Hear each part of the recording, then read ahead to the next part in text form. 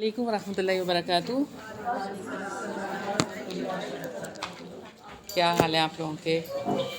اللہ تعالیٰ ہمیشہ آپ کو اچھے حالوں میں رکھے۔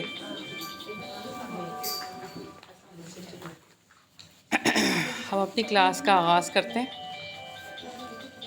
رب اشرح لی صدری ویسر لی امری واحلل عقدۃ من لسانی یفقہوا قولی رب زدنی علما رب زدنی علما رب زدنی علما۔ جی پچھلی دفعہ ہم نے جو احادیث پڑھی تھیں، جی ریوائز کریں گے؟ آپ آئیں تھے پچھلی دفعہ؟ آپ نہیں آئیں؟ جی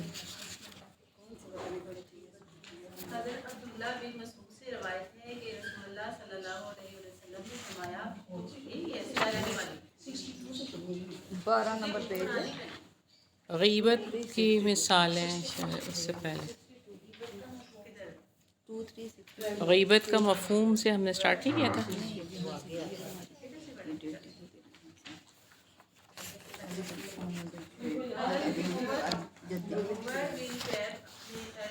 رضی اللہ تعالیٰ عنہ اپنے باپ سے، وہ ان کے دادا سے، اور وہ حضرت معاذ بن جبل رضی اللہ تعالیٰ عنہ سے روایت کرتے ہیں کہ وہ کہتے ہیں کہ صحابہ نے رسول اللہ صلی اللہ علیہ وسلم کے پاس ایک آدمی کا ذکر کرتے ہوئے کہا، اس وقت تک نہیں کھانا کھاتا جب تک اسے کھلایا نہ جائے، اور جب تک اسے سوار نہ کیا جائے وہ سوار نہیں ہوتا۔ نبی کریم صلی اللہ علیہ وسلم نے فرمایا، تم نے اس کی غیبت کی ہے؟ صحابہ نے کہا، اے اللہ کے رسول اللہ صلی اللہ علیہ وسلم، ہم نے وہی عیب بیان کیا ہے جو اس میں موجود ہے۔ آپ صلی اللہ علیہ وسلم نے فرمایا، کسی کی غیبت کے لیے تجھے یہی کافی ہے تو اپنے بھائی کے اس عیب کا ذکر کرے جو اس میں ہے۔ حضرت انس بن مالک سے روایت ہے کہ عرب کے لوگ اس سفر میں ایک دوسرے کی خدمت کیا کرتے تھے۔ حضرت ابوبکر رضی اللہ تعالیٰ عنہ، حضرت عمر رضی اللہ تعالیٰ عنہ کے ساتھ ایک آدمی تھا جو ان دونوں کی خدمت کیا کرتا تھا۔ ایک دن وہ دونوں سو کر بیدار ہوئے تو خادم نے ان کے لیے کھانا تیار نہیں کیا تھا۔ ان میں سے ایک نے اپنے ساتھی سے کہا، یہ خادم تمہارے نبی صلی اللہ علیہ وسلم کی نیند کے موافقت کرتا ہے، اور ایک روایت میں ہے کہ تمہارے گھر کی نیند کی موافقت کرتا ہے۔ دونوں نے اسے جگایا اور کہا، تو رسول اللہ صلی اللہ علیہ وسلم کے پاس جا اور آپ کو کہہ کہ ابو بکر اور عمر رضی اللہ تعالیٰ عنہ آپ کو سلام کہتے ہیں اور وہ آپ صلی اللہ علیہ وسلم سے سلام طلب کر رہے ہیں۔ آپ صلی اللہ علیہ وسلم نے فرمایا، میری طرف سے ان کو سلام کہنا اور ان کو بتلانا کہ تم دونوں نے سالن کھا لیا ہے۔ بس ابو بکر اور عمر رضی اللہ تعالیٰ عنہ سن کر گھبرا گئے اور نبی کریم صلی اللہ علیہ وسلم کے پاس پہنچے اور کہا، اے اللہ کے رسول صلی اللہ علیہ وسلم، ہم نے فلاں آدمی کو آپ صلی اللہ علیہ وسلم کی طرف سالن لانے کے لیے بھیجا ہے۔ آپ صلی اللہ علیہ وسلم نے فرمایا کہ تم دونوں سالن کھا چکے ہو، بھلا ہم نے کس چیز کا سالن کھا لیا ہے؟ آپ صلی اللہ علیہ وسلم نے فرمایا، اپنے بھائی کے گوشت کا، قسم ہے مجھے اس کی ذات کی جس کے ہاتھ میں میری جان ہے، میں اس کا گوشت تمہاری کچلیوں کے درمیان دیکھ رہا ہوں۔ حضرت ابو بکر اور حضرت عمر رضی اللہ تعالیٰ عنہ نے کہا، ہمارے لیے بخشش طلب فرمائیں۔ آپ صلی اللہ علیہ وسلم نے فرمایا، اس خادم کو ہی تمہارے لیے بخشش طلب کرنا چاہیے۔ عمر بن رضی اللہ تعالیٰ عنہ اپنے باپ سے اور وہ ان کے دادا اور وہ حضرت معاذ بن جبل سے روایت کرتے ہیں، وہ کہتے ہیں کہ صحابہ نے رسول اللہ صلی اللہ علیہ وسلم کے پاس ایک آدمی کا ذکر کرتے ہوئے کہا، وہ اس وقت تک نہیں کھاتا جب تک اسے کھلایا نہ جائے، اور جب تک اسے سوار نہ کیا جائے وہ سوار بھی نہیں ہوتا۔ نبی کریم صلی اللہ علیہ وسلم نے فرمایا، تم نے اس کی غیبت کی ہے۔ صحابہ نے کہا، اے اللہ کے رسول صلی اللہ علیہ وسلم، ہم نے وہی عیب بیان کیا جو اس میں موجود ہے۔ آپ صلی اللہ علیہ وسلم نے فرمایا، کسی کی غیبت کے لیے تجھے یہی کافی ہے کہ تو اپنے بھائی کے اس عیب کا ذکر کرے جو اس میں ہے۔ جی آگے پڑھیں، آپ پڑھیں۔ محمد بن حجادہ ایک آدمی سے، وہ بنو عنبر قبیلہ والے اپنے ساتھی سے، وہ اپنے باپ ابو متفق سے روایت کرتا ہے، وہ کہتی ہیں، میں مکہ آیا اور رسول اللہ صلی اللہ علیہ وسلم کے متعلق دریافت کیا۔ لوگوں نے کہا وہ عرفہ میں ہے۔ میں آپ صلی اللہ علیہ وسلم کے پاس وہاں پہنچ گیا۔ جب میں آپ صلی اللہ علیہ وسلم کے قریب ہونے کا ارادہ کرتا تو صحابہ مجھے روک دیتے۔ آپ صلی اللہ علیہ وآلہ وسلم نے فرمایا اس کو چھوڑ دو. میں آپ صلی اللہ علیہ وسلم کے اتنا قریب ہو گیا کہ آپ صلی اللہ علیہ وسلم کی سواری کی گردن میری سواری کی گردن سے مل گئی. میں نے کہا اے اللہ کے رسول صلی اللہ علیہ وسلم مجھے ایسا عمل بتائیں جو مجھے اللہ کے عذاب سے دور کر دے اور جنت میں داخل کر دے. آپ صلی اللہ علیہ وآلہ وسلم نے فرمایا اللہ کی عبادت کرو اور اس کے ساتھ کسی کو شریک نہ ٹھہراؤ. فرض نماز قائم کرو، زکوٰۃ ادا کرو، ماہ رمضان کے روزے رکھو، حج عمرہ ادا کرو. نیز اپنا جائزہ لو کہ جو تم اپنے حق میں پسند کرو کہ لوگ تمہارے ساتھ ایسا سلوک کریں تو تم بھی وہی سلوک ان کے ساتھ کرو، اور جو تم ناپسند کرتے ہو کہ وہ تمہارے ساتھ ایسا کرے تم بھی ان کے ساتھ ایسا سلوک نہ کرو. یہ اگلی حدیث پڑھیں. سمرا آپ پڑھ دیں. جی اگلی پڑھی تھی ہم نے صلہ رحمی والی. حضرت عبداللہ بن مسعود رضی اللہ عنہ سے روایت ہے کہ رسول اللہ صلی اللہ علیہ وسلم نے فرمایا تم اللہ تعالیٰ سے ڈرو اور صلہ رحمی کرو. اللہ تعالیٰ سے ڈرو اور صلہ رحمی کرو. حضرت انس بن مالک رضی اللہ عنہ سے روایت ہے کہ بے شک نبی کریم صلی اللہ علیہ وسلم نے اپنی بیماری کے ایام میں فرمایا قرابتوں کا یعنی رشتہ داریوں کا خیال رکھو. ٹھیک ہے. بھی آخری حدیث ہے جو ہم نے اسحاق بن سعید رضی اللہ تعالیٰ عنہ سے روایت ہے کہ وہ کہتے ہیں مجھ کو میرے باپ نے بیان کیا کہ وہ حضرت عبداللہ بن عباس رضی اللہ تعالیٰ عنہ کے پاس تھا. ان کے پاس ایک آدمی آیا. انہوں نے اس سے پوچھا تو کون ہے؟ اس نے دور کی رشتہ داری کا تعلق بیان کیا. ابن عباس رضی اللہ تعالیٰ عنہ نے اس سے نرمی سے بات کی اور کہا کہ رسول اللہ صلی اللہ علیہ وسلم نے فرمایا تم اپنے نسب کی معرفت حاصل کرو تاکہ صلہ رحمی کر سکو، کیونکہ رشتوں کے قریبی ہونے کا کوئی مقصد نہیں جب سرے سے قطع رحمی کر دی جائے، اگرچہ وہ رشتے بہت ہی قریبی ہوں، اور رشتوں کے بعید ہونے کا کوئی معنی نہیں جب صلہ رحمی کی جائے اگرچہ وہ بہت دور کی قرابتیں ہیں. آگے ہم آج پڑھیں گے اللہم صلی علی محمد وعلی آل محمد کما صلیت علی ابراہیم وعلی آل ابراہیم انک حمید مجید. اللہم بارک علی محمد وعلی آل محمد کما بارکت علی ابراہیم وعلی آل ابراہیم انک حمید مجید. آج ہماری حدیث ہے حدیث نمبر 2369. ان ابی ذر روایت ہے ابو ذر رضی اللہ عنہ سے قال انہوں نے کہا امرنی حکم دیا مجھے خلیلی میرے خلیل صلی اللہ علیہ وسلم نے بسبعن 7 باتوں کا امرنی حکم دیا مجھے بحب المساکین مساکین سے محبت کرنے کا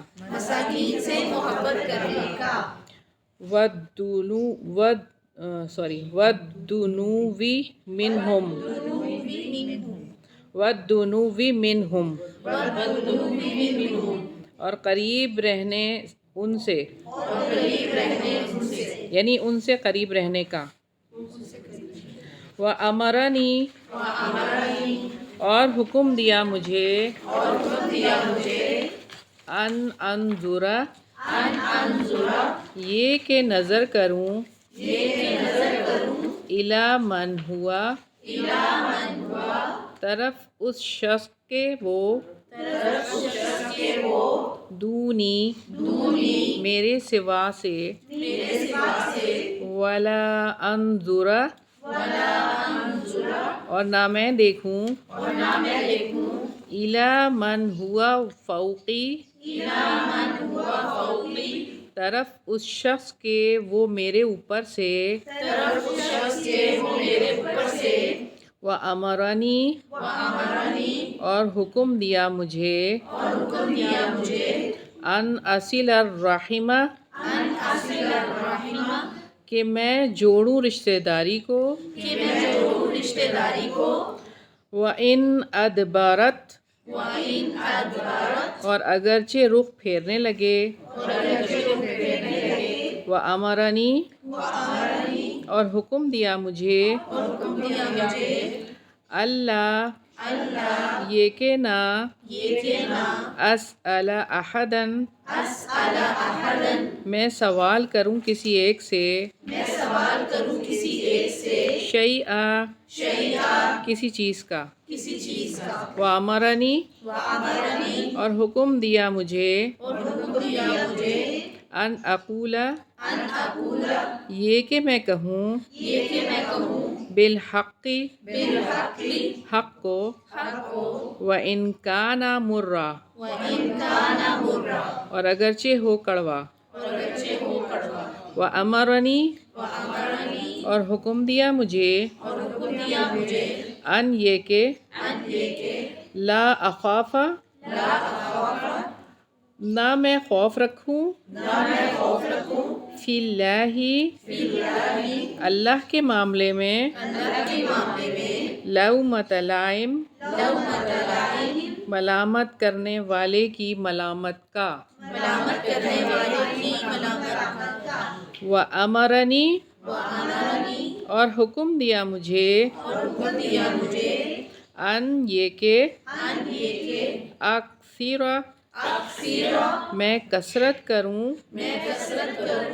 من قولی اس قول کی لا حول ولا قوة الا باللہ فإنہن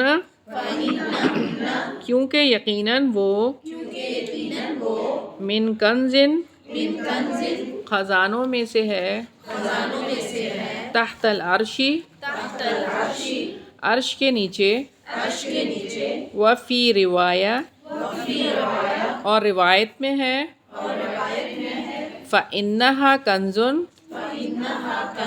پس یقیناً وہ خزانہ ہے من کنوز الجنہ خزانوں میں سے جنت کے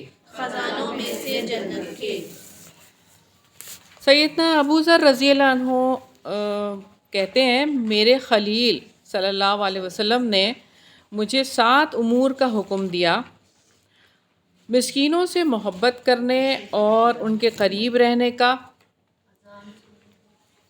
جی اذان تو ہم نے ایک سن لی تھی، اصل میں اذان کا یہ جو کانسیپٹ ہے نا وہ سمجھنے والا ہے۔ ایک اذان اگر آپ سن چکے ہوں تو ساری اذانوں کا جواب تو نہیں دیتے نا، ایک اذان اگر سن لی ہے تو اس کے بعد اذانیں کنٹینیوسلی ہو رہی ہیں نا، تو ایک اذان کا جب جواب دے دیں تو پھر اس کے بعد آپ کر سکتے ہیں اپنے کام سارے۔ میرے خلیل صلی اللہ علیہ وسلم نے مجھے 7 امور کا حکم دیا۔ اچھا میں پڑھا رہی تھی آپ کو، ٹھیک ہے۔ مسکینوں سے محبت کرنے اور ان کے قریب رہنے کا سب سے پہلی بات ہے۔ تو سب سے پہلی بات ہم دیکھتے ہیں کہ مسکینوں سے محبت اور کمتر شخص کو دیکھنے مسکینوں سے محبت کرنے اور ان کے قریب رہنے کا حکم۔ آپ نے باب محاورہ نہیں نا ابھی کروایا تھا ہمیں، بس وہ لفظ ہی کروایا تھا۔ اچھا ٹھیک ہے، باب محاورہ میں آپ کو پڑھ کے سنا دیتی ہوں۔ اپنے سے کمتر شخص کو دیکھنے اور اپنے سے برتر شخص کی طرف توجہ نہ کرنے کا حکم دیا۔ مجھے صلہ رحمی کرنے کا حکم دیا اگرچہ وہ رخ پھیرنے لگے۔ مجھے حکم دیا کہ میں کسی سے کوئی سوال نہ کروں۔ مجھے حکم دیا کہ میں حق بات کہوں اگرچہ وہ کڑوی ہو۔ مجھے حکم دیا کہ میں اللہ کے معاملے میں کسی ملامت کرنے والے کی ملامت سے نہ ڈروں، اور مجھے حکم دیا میں کثرت سے لا حول ولا قوة الا باللہ پڑھوں، کیونکہ یہ کلمات عرش سے نیچے والے خزانوں میں سے ہیں، اور ایک روایت میں ہے کہ یہ کلمات جنت کے خزانوں میں سے ایک خزانہ ہے۔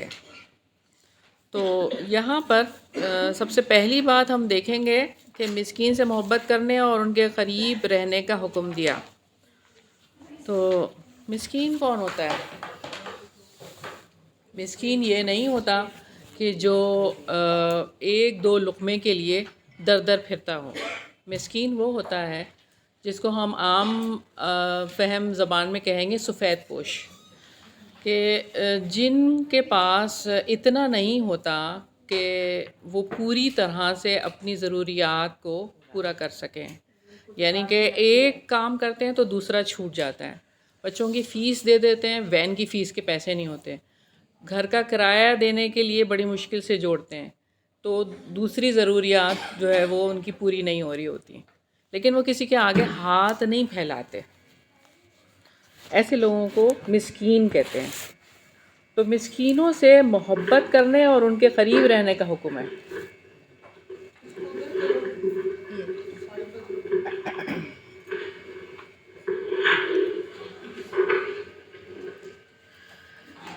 تو ضرورت کے مطابق ان کے پاس اتنا نہیں ہوتا، اور عزت نفس کی وجہ سے وہ سوال بھی نہیں کرتے.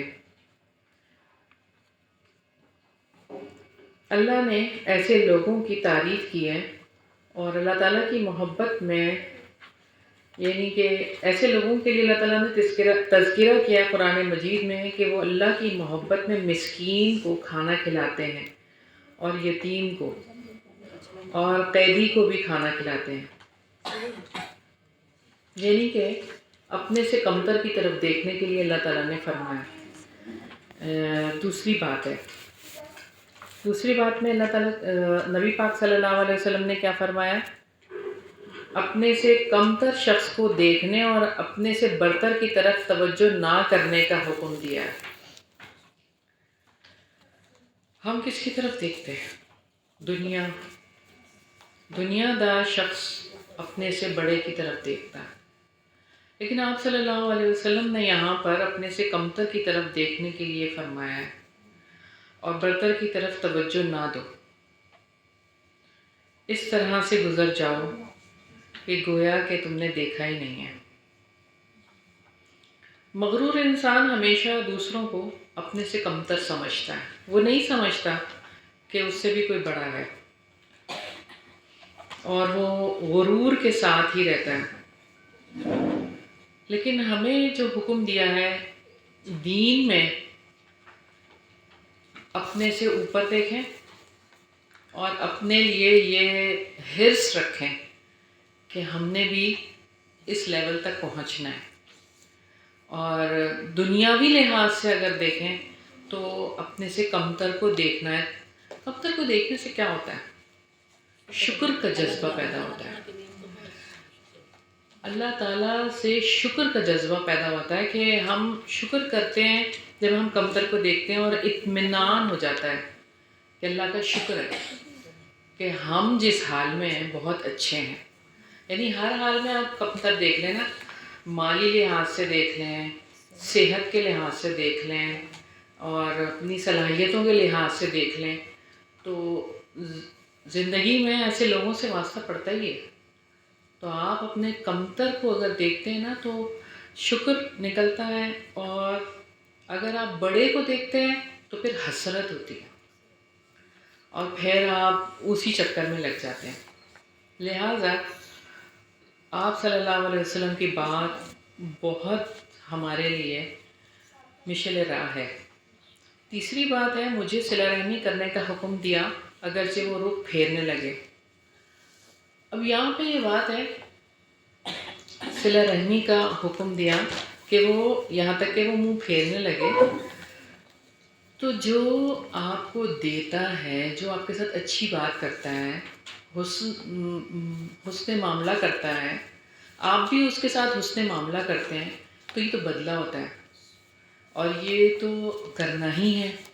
جب آپ کے ساتھ کوئی اچھا کرے تو آپ بھی اس کے ساتھ اچھا کرو. لیکن کوئی آپ کے ساتھ اچھا نہیں کر رہا اور پھر بھی آپ اس کے ساتھ اچھا کرتے ہیں، تو یہ اصل میں صلہ رحمی ہوتی ہے. یہ صلہ رحمی ہے. یہ صلہ رحمی نہیں ہوتی کہ آپ کے ساتھ کوئی اچھا کر رہا ہے تو آپ بھی اس کے ساتھ اچھا کر رہے ہیں. یہ تو بدلہ ہے، اور بدلہ تو آپ نے دینا ہی ہے. وہ تو ایک انڈرسٹوڈ بات ہے، یہ تو ہو گئی کہ اس نے آپ کے ساتھ اچھا کیا، آپ بھی اچھا کر رہے ہیں. لیکن کوئی آپ کے ساتھ اچھا کرتا ہی نہیں ہے، وہ آپ کو ہر وقت کاٹتا ہے، اور آپ سے ملنا نہیں چاہتا تو کیا کریں؟ قطع رحمی کرنے والے کے لیے کیا، آپ نے قطع رحمی تو نہیں کرنی، وہ تو کر رہا ہے، تو صلح رحمی کرنے کا حکم دیا ہے، اور رخ پھیرنے والے کے ساتھ بھی یہی کام کرنا ہے۔ اگلی بات ہے، مجھے حکم دیا کہ میں کسی سے سوال نہ کروں، سوال نہ کروں۔ اب آپ دیکھیں کہ اللہ کے آگے صرف ہاتھ پھیلانا ہے اور کسی کے آگے ہاتھ نہیں پھیلانا، یعنی کہ آپ کا ہاتھ اوپر والا ہونا چاہیے، اوپر والا ہاتھ ہونا چاہیے، مانگنے والا ہاتھ نہیں ہونا چاہیے۔ اچھا، اب صرف مال کے حوالے سے نہیں دیکھیں، رشتوں کے حوالے سے بھی دیکھیں کہ اپنے حقوق مانگتے ہیں ہم اپنا ہاتھ ایسے پھیلا کے رکھتے ہیں حقوق مانگنے کے لیے۔ کبھی ہم نے اوپر والا ہاتھ بننے کی کوشش کی کہ میں آگے بڑھ کے دینے والی بن جاؤں؟ کیونکہ سوال نہیں کرنا نا، تو ہم تو سوال کرتے رہتے ہیں کہ میرا یہ حق نہیں دیا، میرا یہ حق نہیں دیا، میرے ساتھ یہ ہو گیا، میرے ساتھ یہ ہو گیا۔ کبھی ایسا بھی ہوا کہ ہم ایسا ہاتھ بن کے رہیں؟ کیونکہ آپ صلی اللہ علیہ وسلم نے تو یہی فرمایا ہے کہ اوپر والا ہاتھ نیچے والے ہاتھ سے بہت بہتر ہے، تو اوپر والا ہاتھ بننا ہے، اپنے آپ کو سوال کے لیے ہاتھ نہیں پھیلانا۔ اور پھر یہ بات ہے کہ مجھے حکم دیا کہ میں حق بات کہوں اگرچہ وہ کڑوی ہو۔ اچھا، اب یہ ہے کہ حق بات، اللہ تعالیٰ کیا فرماتے ہیں؟ یا ایھا الذین آمنوا، قولاً سدیدہ کی بات کی ہے اللہ تعالیٰ نے کہ سچی بات کہو، صاف اور سیدھی سچی بات کرنی ہے۔ تو حق بات کہنا ہے، کوئی بھی آ جائے، آپ اپنے بارے میں بھی اگر کوئی کہے، کوئی بھی ایسی غلط بات ہو جائے تو سچی بات ہونی چاہیے۔ غلطی ہوئی ہے، ٹھیک ہے، تسلیم کرتے ہیں، اور اس معاملے میں بھی کسی بھی وقت پہ آپ نے اس کو کور اپ نہیں کرنا کسی بھی طرح سے۔ اپنا کوئی رشتہ دار ہے، اپنا کوئی پیارا ہے، تو اس کو جو ہے وہ چھپا رہے ہیں یا اس کو اس طرح کر رہے ہیں، نہیں، ہر وقت کیا کرنا ہے؟ سچی بات کرنی ہے۔ اور پھر یہ بات ہے کہ مجھے حکم دیا ہے کہ میں اللہ کے معاملے میں کسی ملامت کرنے والے کی ملامت سے نہ ڈروں۔ تو اللہ کی راہ میں کسی کی ملامت سے نہ ڈرنا۔ کوئی آپ کو کچھ بھی کہتا رہے، آپ نے اللہ کے حکم کو ماننا ہے اور اللہ کے حکم پہ چلنا ہے۔ دنیا والے کیا کہیں گے، گھر والے کیا کہیں گے، فلاں کیا کہے گا، فلاں کیا کہے گا، نہیں، اللہ کیا کہے گا۔ آپ کے ذہن میں ہر وقت یہ چلنا چاہیے کہ میرا مولا کیا کہے گا۔ ملامت کرنے والے تو ملامت کرتے ہی رہیں گے، آپ کچھ کریں بھی تو وہ ملامت کریں گے، یا کچھ نہیں بھی کریں گے تو وہ ملامت ہی کریں گے، ان کا کام تو یہی ہے۔ لیکن آپ کا کیا کام ہونا چاہیے؟ اس کی پرواہ نہیں کرنی، کوئی کچھ بھی کہتا رہے، میں نے تو اللہ کی مرضی پہ ہی چلنا ہے۔ اور آخری بات کیا ہے کہ مجھے حکم دیا کہ میں کثرت سے لا حول ولا قوت الا باللہ پڑھوں۔ لا حول ولا قوت الا باللہ، یہ کہا کہ جنت کے خزانوں میں سے ایک خزانہ ہے، اور یہ کلمہ کیا ہے؟ جنت کے خزانوں میں سے ہے۔ تو جو ڈپریشن کے مریض ہیں ان کو یہ کلمہ پڑھوا کر دیکھیں، جڑ سے ختم ہو جائے گی ڈپریشن۔ اگلی حدیث دیکھتے ہیں۔ جی بالکل، لا حول ولا قوت الا باللہ۔ کتنا پڑھنا چاہیے؟ جی جتنا مرضی پڑھیں، آپ صلی اللہ علیہ وسلم سے 70 سے 100 دفعہ کی تسبیح جو ہے وہ ثابت ہے، اس کے علاوہ تو اس سے زیادہ نہیں ہے۔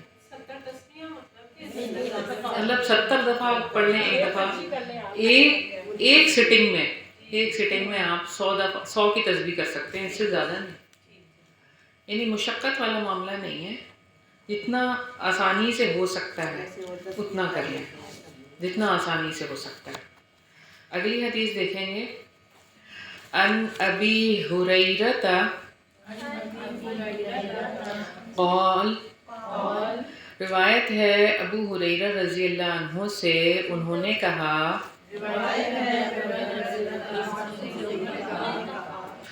قال رسول اللہ صلی اللہ علیہ وسلم، فرمایا رسول اللہ صلی اللہ علیہ وسلم نے، ان اللہ عز و جل، یقیناً اللہ عز و جل، لما خلق الخلق، جب پیدا کیا اس نے مخلوق کو، قامت الرحم، کھڑی ہو گئی رشتہ داری، فاخذت، تو پکڑی، بحق الرحمن، کمر الرحمن کی، فقال ما، پس فرمایا اللہ تعالیٰ نے رک جا.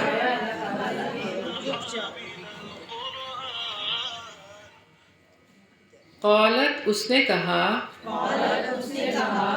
ھذا مقام العائذ بک،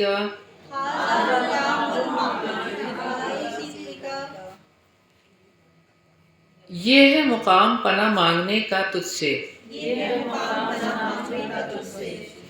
من القطیعۃ،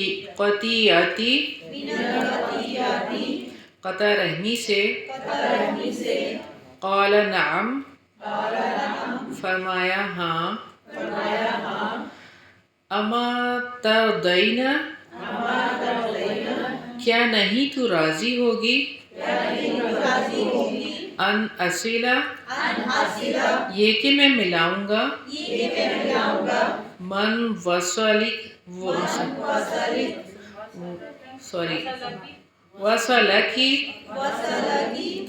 جو اس کو تجھے ملائے،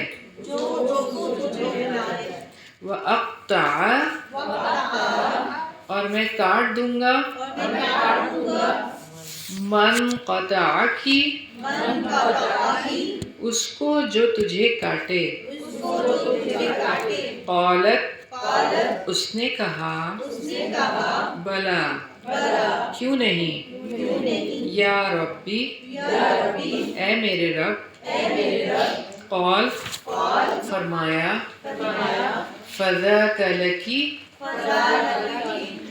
تو اسی طرح تیرے لیے ہے.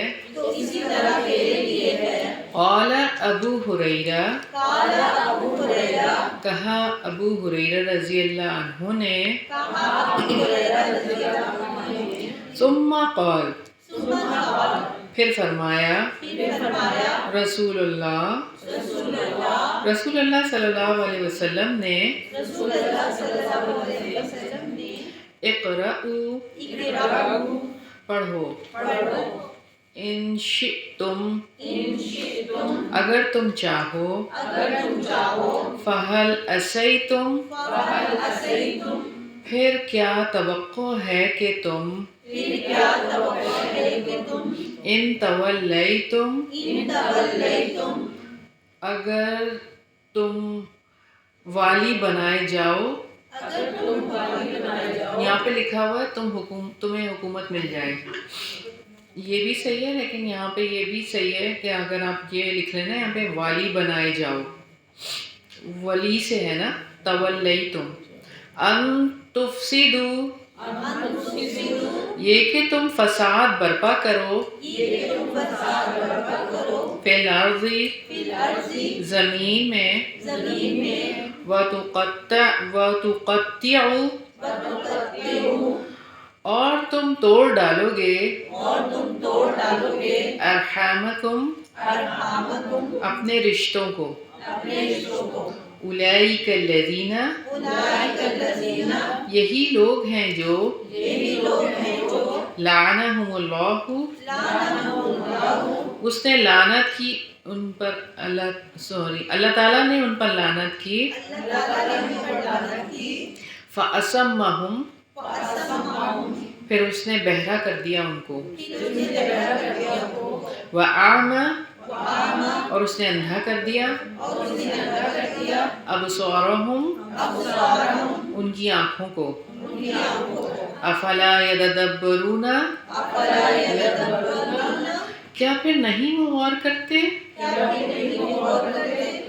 القرآن، قرآن میں، ام علی قلوب، یا دلوں پر، اقفالها، ان کے تالے ہیں۔ جی، سیدنا ابو ہریرہ رضی اللہ عنہ بیان کرتے ہیں کہ رسول اللہ صلی اللہ علیہ وسلم نے فرمایا کہ جب اللہ تعالیٰ نے مخلوق کو پیدا فرمایا تو صلہ رحمی اللہ تعالیٰ کی کمر پکڑ کر کھڑی ہو گئی۔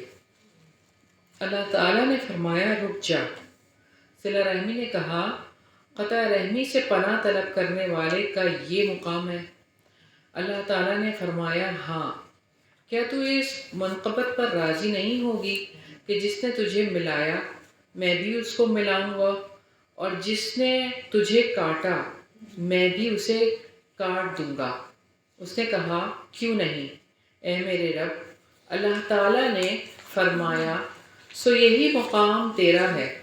سیدنا ابو ہریرہ رضی اللہ عنہ نے کہا پھر رسول اللہ صلی اللہ علیہ وسلم نے فرمایا اگر تم چاہتے ہو تو قرآن کی یہ آیت پڑھ لو، اور تم سے یہ بھی بعید نہیں کہ اگر تم کو حکومت مل جائے تو تم زمین میں فساد برپا کر دو اور رشتے ناطے توڑ ڈالو۔ یہ وہی لوگ ہیں جن پر اللہ تعالیٰ کی پھٹکار ہے اور جن کی سماعت اور آنکھوں کی بصارت اللہ تعالیٰ نے چھین لی ہے۔ کہ یہ قرآن میں غور و فکر نہیں کرتے یا ان کے دلوں پر تالے لگ گئے ہیں؟ یہاں پہ حدیث میں سب سے پہلی جو بات ہے کہ آپ صلی اللہ علیہ وسلم نے صلہ رحمی کو ایک مجسم شکل کے حوالے سے بتایا ہے۔ تو اللہ کی مرضی ہے، اللہ تعالیٰ کچھ بھی کر سکتے ہیں، اور یہ کہ جو اللہ تعالیٰ چاہیں۔ ہم نے دیکھا کہ آپ صلی اللہ علیہ وسلم کے منبر کا جو تنا تھا درخت کا، تو وہ بھی ایک موقع پہ رونے لگ گیا تھا جب اس کو ہٹایا گیا تھا۔ تو یہ تو سب نے اپنی آنکھوں کے سامنے دیکھا تھا، تو اور یہ تو اللہ تعالیٰ کی مرضی ہے۔ اچھا، اب یہاں پر یہ بات ہے کہ جو بات یہاں پر توجہ طلب ہے وہ یہ کہ دور جاہلیت کی طرف لوٹ جاؤ تو دور جاہلیت کیا ہے؟ قطع رحمی، کہ دور جاہلیت میں تو یہ کام کرتے تھے نا، تو یہ تو نہیں کرنا۔ اور رشتوں کو توڑ ڈالنے کی جو بات ہے نا وہ بھی یہی ہے، یہ جہالت ہے، یعنی تولیت کی جو بات ہے نا، پھر جانے کی بات ہے، تو پھرنا نہیں ہے نا۔ رشتہ اللہ کی مرضی سے قائم ہوتا ہے، خون کے رشتے اللہ تعالیٰ نے بنایا ہے اور اس کی پاسداری کرنے کا اللہ تعالیٰ نے ہی حکم دیا ہے اور رب تعالیٰ نے ہی سکھایا ہے۔ تو رشتوں کو کون توڑتا ہے اور کیسے؟ تو جو توڑے گا اس کے ساتھ کیا ہوگا وہ یہاں پر وضاحت ہے۔ اصل میں یہ بات ہے کہ جس کے دل میں جواب دہی کا احساس نہیں ہوتا وہی رشتے توڑتا ہے، اور جو یہ سمجھتا ہے کہ مجھے جواب دینا ہوگا تو وہ رشتوں کو جوڑتا ہے۔ اب صلہ رحمی جو کی جائے گی وہ یہ کہ اس کے دل میں یہ ہو کہ اللہ کے سامنے جواب دینا ہے، اور یہ احساس رکھے گا، حسن سلوک سے شروع کرے گا۔ صلہ رحمی ہوتی ہی حسن سلوک سے ہے، اور دکھ سکھ میں شریک ہوگا، مال خرچ کرے گا، اور اسی طرح سے رشتہ داروں کا عقیدہ جو ہے وہ مضبوط ہوگا۔ اچھا، اب یہاں پر یہ بات ہے کہ وہ قرآن میں غور و فکر نہیں کرتے، تو قرآن مجید میں یہ لوگ غور و فکر کیوں نہیں کرتے اور کیوں نہیں کر پاتے؟ کیونکہ غور و فکر کے لیے سنجیدگی ضروری ہے۔ جب تک آپ سنجیدہ نہیں ہوتے قرآن مجید میں غور و فکر نہیں کر سکتے۔ سننے والے سنجیدہ نہیں ہوتے، اس لیے قرآن سمجھ میں نہیں آتا۔ آنکھوں کا پردہ ہٹ جانا ضروری ہے کہ آپ کی آنکھوں کے سامنے سے پردہ ہٹ جائے۔ جو یہاں پہ یہ بات ہے نا کہ ان کی آنکھیں، بصارت کی بات ہے، اور سننے والے اپنی سماعت کو اس طرح سے نہیں سنتے، اور پھر حق دیکھنے والے، یعنی آپ نے حق دیکھنا ہے، آپ نے سامنے والے کو نہیں دیکھنا کہ وہ کون ہے، آپ نے حق کو دیکھنا ہے۔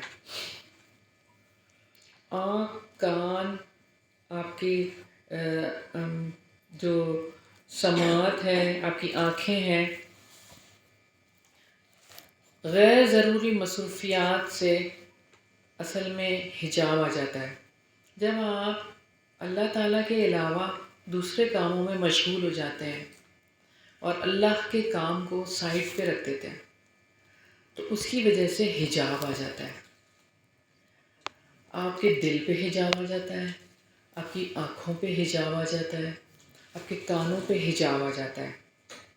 جس کے ذہن میں اللہ تعالیٰ کی ذات اور صفات کا معاملہ واضح نہیں ہوتا تو وہ حجاب کے ساتھ ہے، اس کی کچھ سمجھ نہیں آتی۔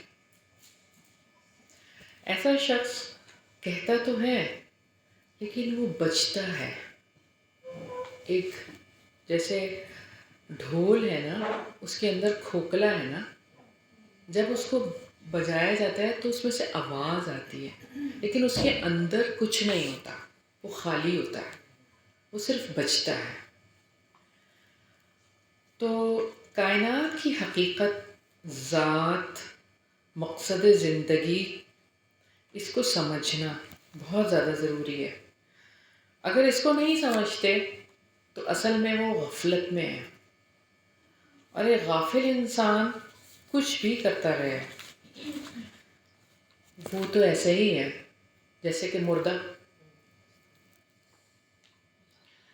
بنی اسرائیل کے دل پر کس چیز کا پردہ تھا؟ بنی اسرائیل آپ پڑھ چکے ہیں نا، وَأُشْرِبُوا فِي قُلُوبِهِمُ الْعِجْلَ، یہی پڑھا ہے نا کہ ان کے دلوں میں تو بچھڑے کی محبت پلا دی گئی تھی۔ یہ جو محبتیں ہیں نا، دنیا کی محبت، مال کی محبت، اور اسٹیٹس کی محبت، عہدے کی محبت، یہی ساری محبتیں ہیں جو ہمیں قرآن پہ غور و فکر کرنے نہیں دیتی، اور خواہشات ہیں، دنیا کے محبت کے تالے ہیں، اور لغویات ہیں، آپ لغو میں مصروف ہیں۔ تو یہ قرآن کی مجلس میں بھی جو لوگ بیٹھے ہوتے ہیں تو وہ پھر موبائل سے ان کا پیچھا نہیں چھوٹتا، پیچھے جا کے بیٹھ جاتے ہیں اور موبائل جو ہے وہ استعمال کرتے ہیں۔ آپ دیکھ لیں کہ ابھی تو ہماری الحمدللہ بڑی کلاس ہے، آپ بڑے لوگ ہیں سارے، جوان بچیوں کی کلاس اگر آپ کو لینے کا اتفاق ہو تو پھر آپ کو اندازہ ہوتا ہے اس چیز کا کہ بچیوں کے اندر ابھی چونکہ اس طرح کی سنجیدگی نہیں پائی جاتی، بہت کم بچیاں ہوتی ہیں جو سنجیدہ ہوتی ہیں، تو پھر ایک دوسرے سے میسیجنگ کرنا اور کلاس میں اس طرح کے سارے معاملات ہوتے ہیں تو آپ کو بہت ساری چیزیں یہ دیکھنے کو ملتی ہیں۔ تو یہ غیر سنجیدہ ہونے کا ثبوت ہے کہ آپ غیر سنجیدہ ہیں، اور آپ جہاں بیٹھے ہیں تو بس ایسے ہی بیٹھے ہیں، اور یہ کلاس آپ نے بس ایسے ہی لی ہے۔ تو بات یہی ہے عَمَلَ قُلُوبِهِمْ أَقْفَالُهَا کی، کہ وہ ایسی نفسیاتی حالت ہے کہ جس میں کچھ سننے اور پڑھنے کے لیے وہ تیار نہیں ہوتا، تو بس ہمیں پھر اس حالت کو اپنی درست کرنا ہے کہ اس حالت میں اپنے آپ کو لے کر آنا ہے، اور جب ہم کلاس کنڈکٹ بھی کر رہے ہوں تب اپنے اسٹوڈنٹس کے لیے بھی یہی کرنا ہے اور خود بھی اسی طرح سے بیٹھنا ہے۔ آپ کے اندر جو ہوگا وہ آپ ٹرانسفر کریں گے اپنے اسٹوڈنٹس کے اندر۔ ایک استاد جو ہوتا ہے اگر وہ باعمل ہوگا تو ہی وہ آگے اپنے اسٹوڈنٹس کے اندر وہ چیز ٹرانسفر کرے گا۔ اگر اس کے اندر ہی عمل نہیں ہے، وہ خود کھوکھلا ہے، اس کے اندر ہی نہیں وہ چیزیں، تو پھر آگے آپ جس کو یہ بات بتا رہے ہیں تو وہ یہ تو اللہ کی طرف سے ہوگا کہ اس کے دل میں ہدایت آ جائے اور وہ اس پوائنٹ کو پک کر کے وہ اگلی اسٹیج پہ پہنچ جائے، لیکن آپ کی طرف سے اس طرح کی ایفرٹ نہیں ہوگی اور آپ کو اس چیز کا اجر نہیں ملے گا اگر آپ کے اندر نہیں ہے۔ تو اس لیے اپنے آپ کو اس پوزیشن میں لانا ہے اور اپنے آپ کو سنجیدہ کرنا ہے انشاءاللہ تعالیٰ اس معاملے میں۔ اگلی حدیث دیکھتے ہیں۔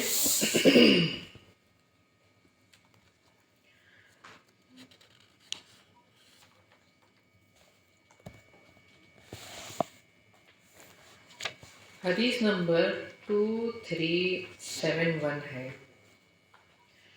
ان ابن عباس، روایت ہے ابن عباس سے، عن النبی صلی اللہ علیہ وسلم، وہ نبی صلی اللہ علیہ وسلم سے قال، فرمایا، ان الرحم، یقیناً رشتہ داری،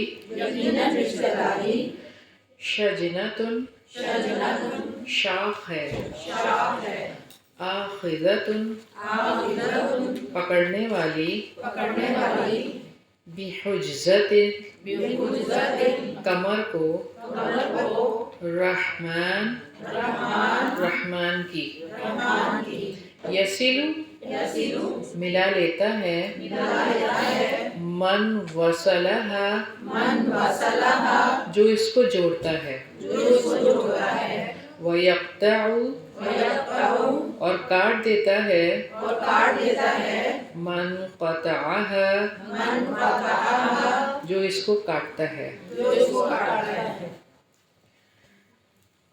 جی ہمارے سامنے حدیث ہے، حضرت عبداللہ ابن عباس رضی اللہ عنہ سے روایت ہے کہ نبی کریم صلی اللہ علیہ وسلم نے فرمایا کہ بلا شبہ صلہ رحمی رحمان کی کمر کو پکڑنے والی شاخ ہے، وہ اللہ اس کو ملانے والے کو ملا لیتا ہے اور اس کو کاٹنے والے کو کاٹ دیتا ہے۔ صلہ رحمی اس اعتبار سے اگر ہم دیکھیں تو ضروری ہے، انسان کے جو رشتے ہیں جب تک جڑیں گے نہیں وہ نارمل زندگی نہیں گزار سکتے۔ ماں اور باپ رحم کے رشتے ہیں اور ان کے ساتھ حسن سلوک کرنا ہے۔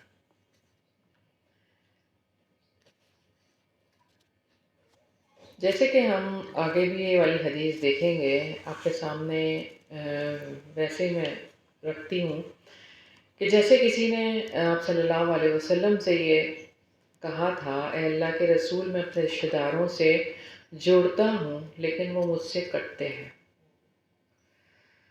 تو آپ صلی اللہ علیہ وسلم نے کیا فرمایا تھا کہ اگر یہ بات واقعی سچ ہے تو تم اپنے رشتہ داروں کے منہ میں گرم راکھ بھر رہے ہو۔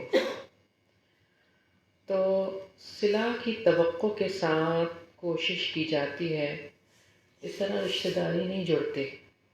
آپ کہیں کہ میں نے تو بہت اس کو اس طرح اس کے ساتھ میں کرتی ہوں ہمیشہ لیکن وہ نہیں کرتی، تو صلہ تھوڑی مانگنی ہے، وہ نہیں کرے آپ نے تو کرنا ہے، آپ نے اس کے لیے تھوڑی کرنا ہے، آپ نے تو اللہ کے لیے کرنا ہے۔ اگر وہ نہیں کر رہا، اگلا بندہ نہیں کر رہا تو آپ کرنا چھوڑ دیں گے، پھر اس کا مطلب آپ تو اس سے بدلہ چاہ رہے تھے، اور جب وہ نہیں کر رہا تو پھر آپ نے چھوڑ دیا۔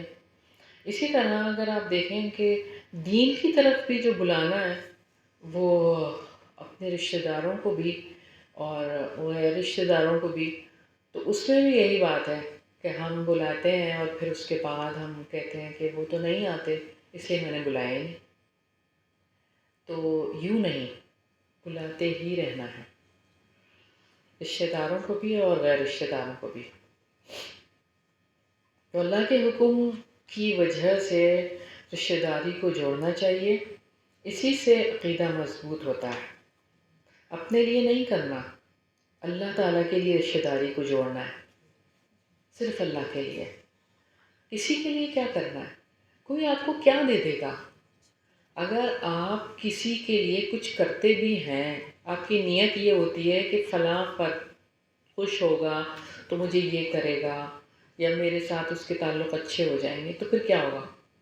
وہ صرف دنیا کے لیے ہی ہوگا، اگر ہوا بھی تو۔ ویسے ایسا ہوتا نہیں ہے، جتنی ہم توقعات کسی اور سے لگا کے بیٹھتے ہیں وہ نہیں ہوتی، اور توقع کسی سے لگانی ہی نہیں، یہ تو شرک ہو جاتا ہے۔ توقع تو اللہ تعالیٰ سے لگانی ہے، ساری توقعات تو اللہ سے لگانی ہے، اپنے مولا سے لگانی ہے، اور اسی سے مانگنا ہے، کسی انسان سے کچھ بھی نہیں مانگنا۔ یہ بات ذہن میں رہنی چاہیے۔ اگلی حدیث دیکھیں گے، حدیث نمبر 2372، ان عبد اللہ بن عمرو، روایت ہے عبداللہ ابن عمر سے، قال، انہوں نے کہا، عطف مروڑا ہے، لنا ہمارے لیے، رسول اللہ صلی اللہ علیہ وسلم، رسول اللہ صلی اللہ علیہ وسلم نے، اصبعہ اپنی انگلی کو، فقال تو فرمایا، ان الرحم یقیناً صلہ رحمی،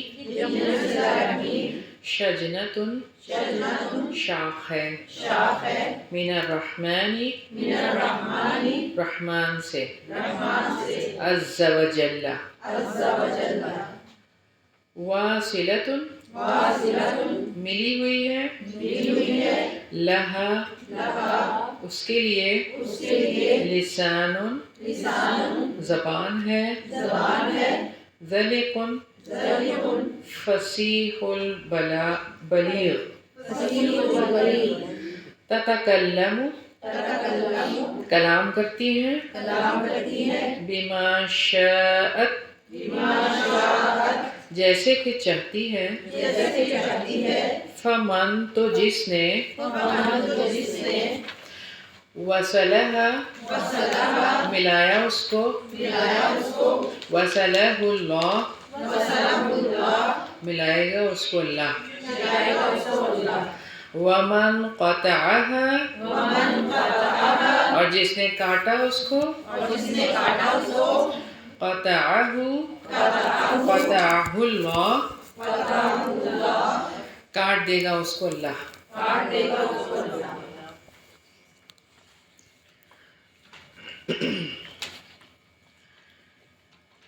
سیدنا عبداللہ ابن عمر رضی اللہ عنہ کہتے ہیں کہ رسول اللہ صلی اللہ علیہ وسلم نے ہمارے لیے اپنی انگلی کو مروڑا اور فرمایا، صلہ رحمی رحمان سے ملی ہوئی شاخ ہے، اس کی ایک فصیح و بلیغ زبان ہے، جیسے چاہتی ہے کلام کرتی ہے، جس نے اس یعنی صلہ رحمی کو ملایا اللہ اس کو ملائے گا، اور جس نے اس کو کاٹ دیا اللہ تعالیٰ اس کو کاٹ دے گا۔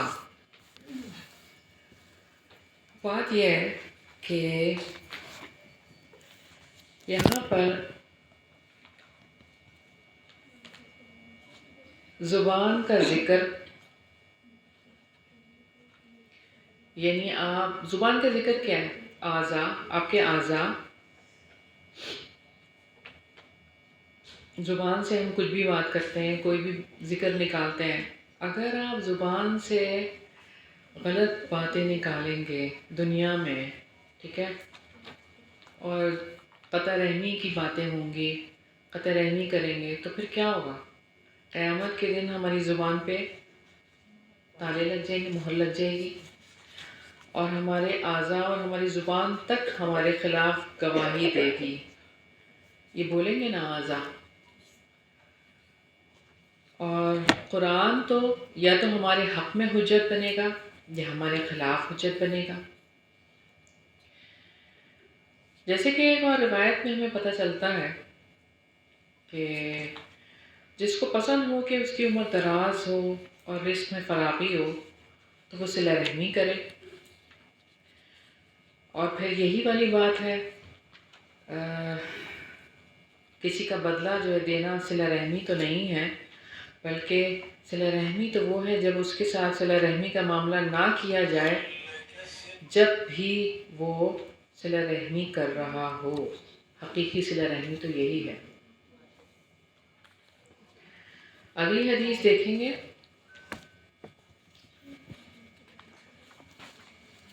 حدیث نمبر 2373.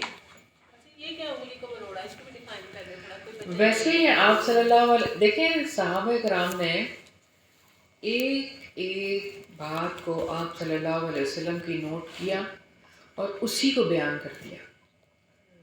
یعنی کوئی اشارہ آپ صلی اللہ علیہ وسلم نے ایسے کر کے کیا ہے تو اسی کو ہی انہوں نے اپنی جو ہے وہ حدیث میں راوی نے جو ہے وہ بیان کیا کہ آپ صلی اللہ علیہ وسلم نے یوں کیا تھا،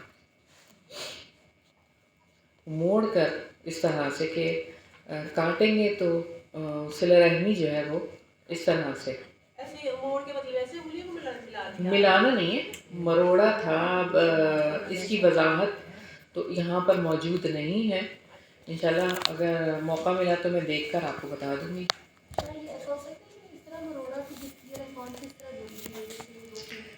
میں اپنی طرف سے کچھ بھی نہیں کہوں گی.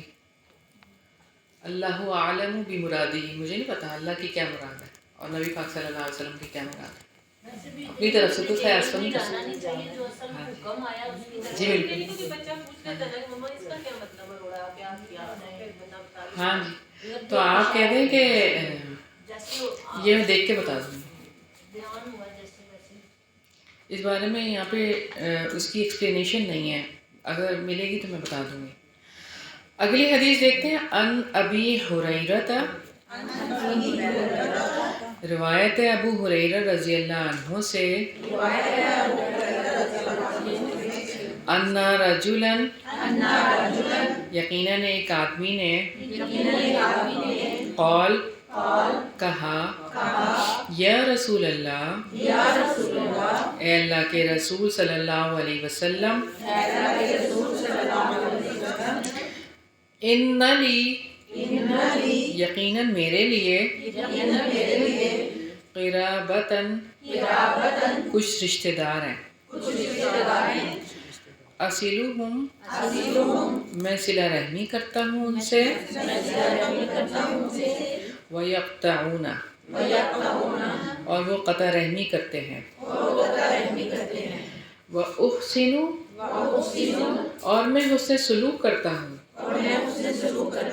الیہم، ان سے، ویسیئون، اور وہ جہالت سے پیش آتے ہیں، وَأَحْلُهُمْ، اور میں حکمت سے کام لیتا ہوں، وَيَجْهَلُونَ، اور وہ جہالت سے پیش آتے ہیں. قال، آپ صلی اللہ علیہ وسلم نے فرمایا، ان کان، اگر یہ بات ہے، کما جیسا کہ، تقولو، تم کہتے ہو، فکأنما، تو گویا کہ، تصفہم، تو منہ میں بھر رہا ہے ان کے، الملہ، راکھ سے، ولا یزال، اور ہمیشہ رہے گی، معک ساتھ تیرے من اللہ اللہ کی طرف سے ظہیر مددگار ان پر ما دمت جب تک تم رہو گے علی ذالک اوپر اس کے جی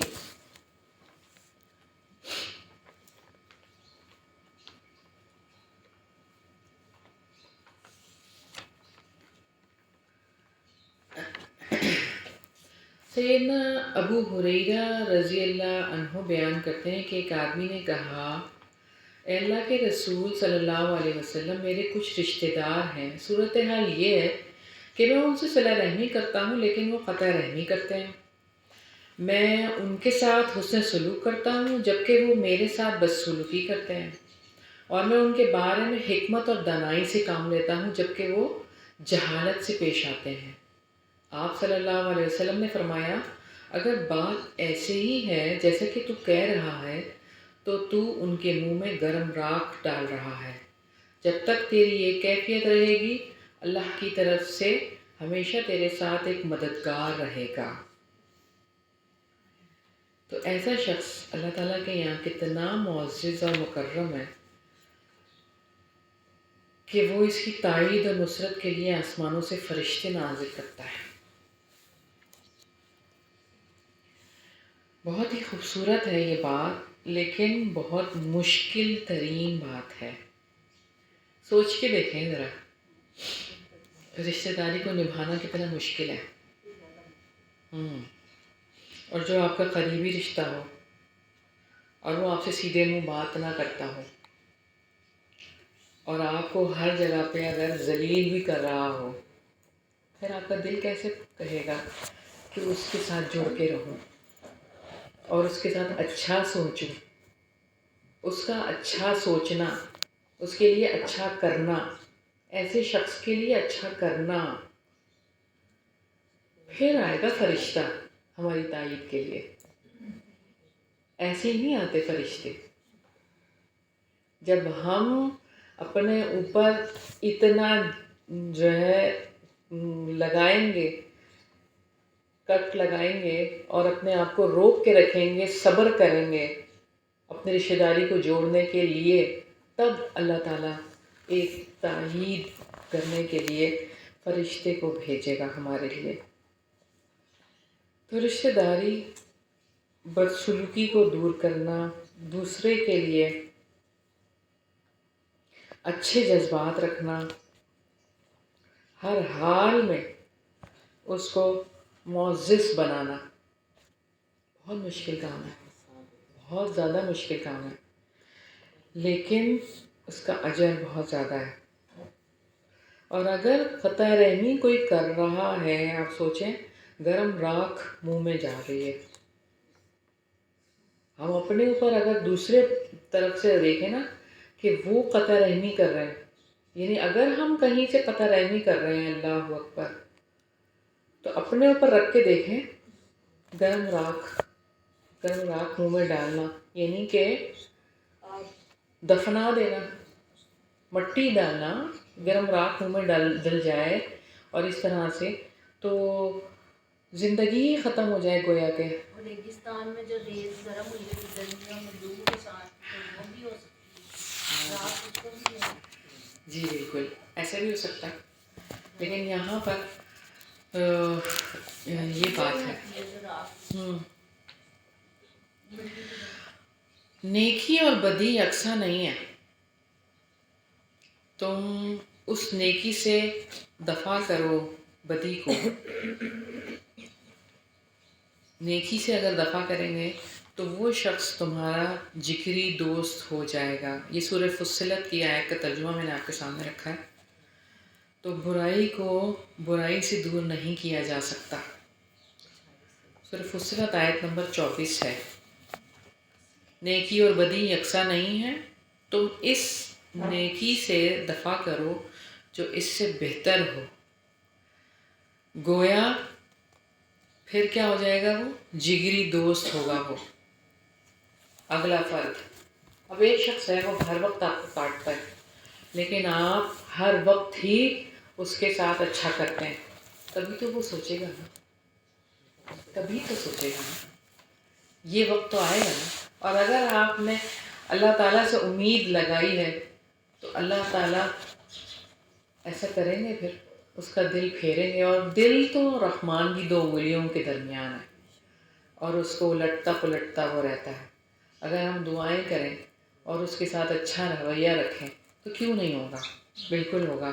اور اگر ہم نے کسی سے قطع رحمی کی ہے تو ہمیں فوراً صلہ رحمی کرنی چاہیے. اپنی رشتہ داریوں کو دوام بخشنا چاہیے کیونکہ اصل یہی تو رشتے ہیں. اور ہم دوستوں کے پیچھے رہتے ہیں, اپنے رشتہ دار کو چھوڑ دیتے ہیں, اپنے قریبی رشتوں کو چھوڑ دیتے ہیں. پیرنٹس کی طرف تو نہیں اتنی دشمنیاں ہوتی, کیا سسرالیوں میں زیادہ لوگ دشمن ہوتے ہیں. نہیں, پیرنٹس کی طرف بھی بہت ہوتے ہیں, پیرنٹس کی طرف بھی بہت ہوتے ہیں. بھائی بھائی کا دشمن ہو جاتا ہے. کبھی کبھار زیادہ نہیں لیکن آج کل تو والدین کے نافرمان ہیں. ہاں بالکل صحیح بات ہے, جواب بہت زیادہ دیتے ہیں. بالکل. ماں باپ کو تو کوئی سمجھتے ہی نہیں, بالکل بھی نہیں سمجھتے, بالکل نہیں سمجھتے کہ باپ ہے یا ماں ہے. ماں باپ کا رشتہ تو لگتا ہے وہ ٹیکن فار گرانٹیڈ ہی لیتے ہیں ہر وقت, ایسے ہی ہے, ان کو کچھ نہیں سمجھا جاتا. اچھا اگلی حدیث دیکھتے ہیں. ان عائشہ, روایت ہے عائشہ رضی اللہ عنہا سے,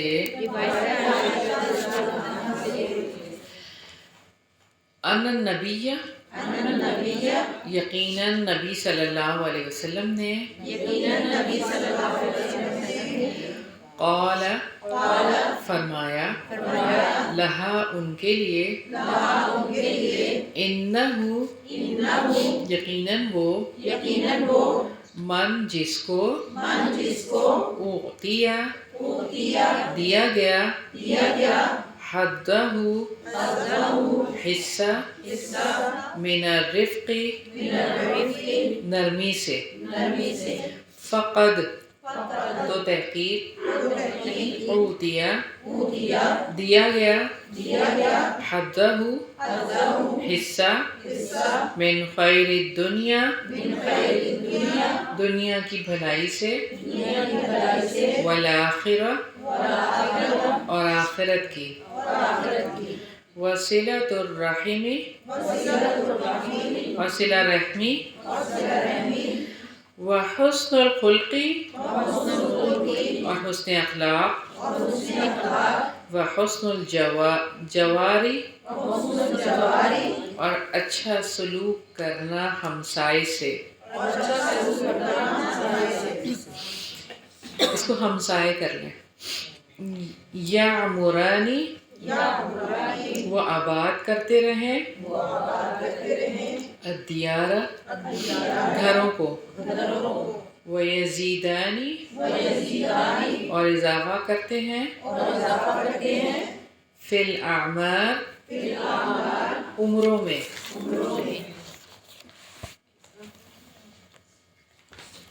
جی سیدہ عائشہ رضی اللہ عنہا سے روایت ہے کہ نبی کریم صلی اللہ علیہ وسلم نے ان کو فرمایا, جس کو نرمی عطا کی گئی اس کو دنیا اور آخرت کی خیر اور بھلائی سے نواز دیا گیا, اور صلہ رحمی, حسن اخلاق, اور پڑوسی سے اچھا سلوک کرنے, یہ جو امور ہیں, امور خیر, گھروں اور قبیلوں کو آباد کرتے ہیں اور عمروں میں اضافہ کرتے ہیں. اب یہاں پر یہ بات میں نے پہلے بھی آپ کو بتائی تھی کہ عمر میں اضافے کی جو ہے وہ 2 مفہوم ہیں. ایک تو حقیقی طور پر عمر بڑھ جاتی ہے جس کو اللہ تعالیٰ کی معلق تقدیر سے تعبیر کیا جاتا ہے, یعنی دعا کرنے سے عمر بڑھ جاتی ہے اور صلہ رحمی کرنے سے. اور عمر کی مقدار میں دوسری بات ہے کہ اضافہ نہیں ہوتا لیکن اس میں اتنی برکت پیدا ہو جاتی ہے اور صلہ رحمی کرنے والے کی زندگی کا ہر پہلو جو ہے وہ فوائد سے لبریز ہوتا ہے، فائدے ہی فائدے ہوتے ہیں اس کی زندگی میں. دوسرے لوگوں کو لمبی لمبی عمریں نہیں ملتی یا ملتی ہیں لیکن وہ کام انجام نہیں دے پاتے جتنی یہ شخص انجام دے دیتا ہے اپنی مختصر سی عمر میں. جیسے کہ شیخ احمد دیدار نے ایک دفعہ کہا کہ میں نے 50 سالوں میں وہ کام نہیں کیا جو ذاکر نائک نے 5 سالوں میں کر لیا. تو عمر میں برکت یہاں سے پتہ چلتا ہے کہ کم عمری میں ایسے بڑے بڑے کام اللہ تعالیٰ لے لیتے ہیں انجام. شیخ احمد دیدار ان کے استاد تھے نا، ڈاکٹر ذاکر نائک کے. تو بات یہی ہے کہ یہ جتنے بھی معاملات ہم دیکھ رہے ہیں، جتنی بھی باتیں یہاں پر ہم نے دیکھی ہیں، صلہ رحمی، خیر اور بھلائی اصل میں کیا ہے؟ نرمی. نرمی اور نرمی کیا ہے؟ جس چیز میں نرمی ہو وہ اصل میں خیر ہی خیر ہے، اور جس چیز میں نرمی نہیں ہے اس میں خیر نہیں ہے. ہمیں اپنے آپ پہ، اپنے معاملات میں نرمی والا معاملہ اختیار کرنا چاہیے، نہ کہ سختی والا. نرم مزاجی کو اپنانا ہے، نرم بات کرنا ہے. اور نرم، ہم چاہتے تو یہ ہیں کہ ہم سے کوئی نرم بات کرے، لیکن ہم کتنی نرم گفتگو کرتے ہیں، ہم کتنی نرمی سے بات کرتے ہیں اپنے بچوں سے. بچوں کی بات کرنے لگی تھی کہ بچے اگر ایسے نافرمانی سامنے کر رہے ہیں تو اس وقت بجائے اس کو ڈانٹ ڈپٹ کرنے کے، مارنے کے، تو بجائے انسان اللہ پڑھنا شروع کر دے دل میں کہ شیطان کی وجہ سے کر رہے ہیں بچے، جو تنگ کر رہے ہیں، الٹے سیدھے کام ہو رہے ہیں، جو بدتمیزیاں کر رہے ہیں. میں تو اللہ پڑھنا شروع کر دیتی ہوں، بجائے ان کو مارنے. اصل میں بات یہ ہے کہ چاہے وہ بچہ ہو چاہے وہ بڑا ہو، آپ نے تو رول ماڈل بننا ہے، ٹھیک ہے، بچے کے سامنے. اور نرمی کا معاملہ بہرحال کرنا ہی کرنا ہے. اور آپ صلی اللہ علیہ وسلم کے پاس حضرت انس رضی اللہ عنہ 10 سال رہے، اور حضرت انس رضی اللہ عنہ نے کیا آپ صلی اللہ علیہ وسلم کا نقشہ بتایا ہے، نقشہ کھینچا کہ میں 10 سال آپ صلی اللہ علیہ وسلم کی رفاقت میں رہا، اور آپ صلی اللہ علیہ وسلم نے کبھی مجھے یہ نہیں کہا. یہ جملہ ہے نا کہ اے انس تم نے یہ کیوں نہیں کیا، اور اے انس تم نے یہ کیوں کیا، یہ جملہ بھی نہیں کہا. بلکہ حضرت انس رضی اللہ عنہ فرماتے ہیں کہ آپ صلی اللہ علیہ وسلم نے مجھے کسی کام سے باہر بھیجا، تو میں بچہ تھا، یعنی 10 سال کی عمر تھی نا، تو جو ہے ان کی والدہ نے آپ صلی اللہ علیہ وسلم کے پاس بھیج دیا تھا. تو وہ کسی کام سے باہر بھیجا اور میں بچوں کے ساتھ کھیل میں مصروف ہو گیا. تو پھر آپ صلی اللہ علیہ وسلم تھوڑی دیر کے بعد میرے پاس آئے اور پیچھے آ کے مجھے صرف یہاں سے ایسے ہلکا سا پریس کیا، دبایا میرے شولڈر، شانے کو، اور مجھے دیکھا مسکرا کے، اور پھر چلے گئے. تو مجھے سمجھ آ گئی کہ جو کام کہا تھا وہ تو کیا نہیں ہے، تو میں کام کرنے چلا گیا. بس اتنی سی بات تھی. غلطیاں تو ہماری تھی نا، کہ پچھلے ڈیز میں ہم کر چکے ہیں. اب ہماری تو آپ اس کی اصلاح کر لیں، کیا ہوا؟ اب ہم تو اصلاح کر چکے ہیں، لیکن بچوں کی تو بچوں کے لیے ہی کہہ رہی ہوں میں کہ بچوں کے ساتھ آپ کا رویہ ایسا ہو. دیکھیں جوانوں کو آپ لگام نہیں ڈال سکتے. یہ جو جوانی کی جو ایج ہوتی ہے نا، یہ ایسے ہی ہے جیسے کہ سمندر میں طوفان آیا ہو، طغیانی ہو. سمندر میں طوفان آیا ہوا ہے. اب طوفان میں اگر آپ خود چھلانگ لگائے ہیں یا اس کو کس طرح روکیں گے؟ وہ نہیں روک سکتے. اس وقت پہ آپ اس موقع پہ کچھ کہہ ہی نہیں سکتے، اس موقع پہ نہیں. جب وہ بہت اچھے موڈ میں ہوں سننے والی، یعنی ابھی ہم یہی تو دیکھ کے بیٹھے ہیں سنجیدگی. دیکھیں وہ موقع سنجیدہ ہے ہی نہیں. اب اس کو جو بھی سمجھا لیں گے، اور وہ ایج ایسی ہے وہ اس موقع پہ سمجھ بھی نہیں سکے گا. تو آپ نے کیا کرنا ہے کہ آپ نے اس کے لیے ایک ماحول بنانا ہے. اس کی اچھی سی چیز جو کہ اس کو پسند ہے وہ پکانی ہے، پکا کے اس کے سامنے رکھنی ہے، یا اس کو بہت اچھا وہ کرنا ہے. یہ بہت صبر والا کام ہے، صبر سے کرنا پڑے گا. کہ اگر آپ چاہتے ہیں واقعی کہ اب ہمارے بچے کی اصلاح ہو جائے اور وہ اس بری عادت سے ختم کر دے اس بری عادت کو، تو آپ نے اس سے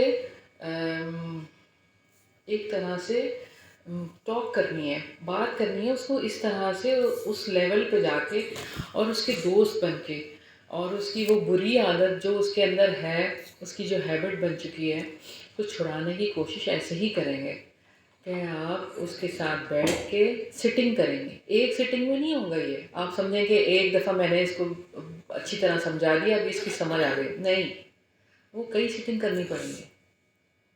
اور پھر یہ کہ وہ وقت آپ کو پتہ ہے کہ یہ کام اگر بچہ کسی غلط یعنی کہ وہ دیکھ رہا ہے، ناشتے پہ بیٹھے ہیں،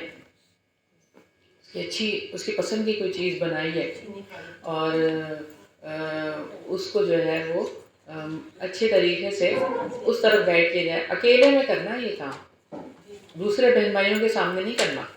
یہ ایک سوال ہے، یہ جو ہے ان کے لیے یقیناً وہ جس کو دیا گیا حصہ نرمی سے، یعنی کہ اللہ تعالیٰ نے جس کو نرمی دی.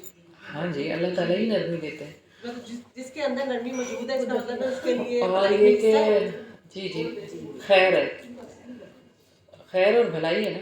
اور یہ کہ نرم مزاجی، تو آپ نے نرم مزاجی پیدا کرنے کے لیے اللہ تعالیٰ سے توفیق مانگنی ہے توفیق.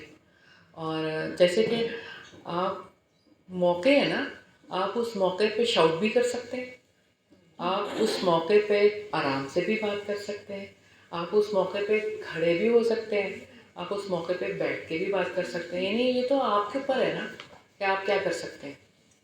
اس میں یہ بات نہیں ہوتی کہ آپ صرف اپنی وائس کو تھوڑا سا وہ نرم کر لیں یا اس طرح سے نہیں. آپ کا جیسچر ہے، آپ کا پوسٹر ہے، پوری چیزیں انوالو ہوتی ہیں. آپ کا دل ہے. اگر آپ کے اندر آگ بھڑک رہی ہے تو آپ چہرے پہ جتنا بھی تاثرات لانے کی کوشش کریں وہ تو کہیں نہ کہیں سے نکل ہی آتا ہے. تو پہلے تو اپنے آپ کو سمجھانے کی ضرورت ہے کہ یہ موقع نہیں ہے کہ اس وقت پہ یہ کیا جائے. اور سب سے بہترین چیز تو آپ صلی اللہ علیہ وسلم کی سیرت ہے. سیرت کا مطالعہ اپنے بچوں کے ساتھ بیٹھ کے کریں. کوئی ٹائم فکس کریں. رات کا ٹائم، سونے سے پہلے کا ٹائم بیسٹ ٹائم ہے. اس ٹائم پہ بچوں کے ساتھ ہارڈلی 15 منٹ رکھ لیں، صرف 15 منٹ، اس سے زیادہ نہیں. بچے نہیں بیٹھتے. ہاں ہوئے گا انشاءاللہ. آپ کریں انشاءاللہ تعالیٰ ہوگا. اللہ تعالیٰ کے ہاتھ میں ہے نا دل. تو میرا بھی اللہ تعالیٰ کے ہاتھ میں ہے، آپ کا بھی، سب کے ہی دل اللہ تعالیٰ کی 2 انگلیوں کے اندر ہے. تو ہم اللہ تعالیٰ سے مانگیں گے تو اللہ تعالیٰ کیوں نہیں دیں گے؟ جب ہم مانگیں گے تو اللہ تعالیٰ دیں گے. اور ہم جب بیٹھیں گے اور ہم پڑھیں گے تو پھر آپ دیکھیے گا آپ کا پورا گھر بدلے گا، بالکل تبدیلی آئے گی.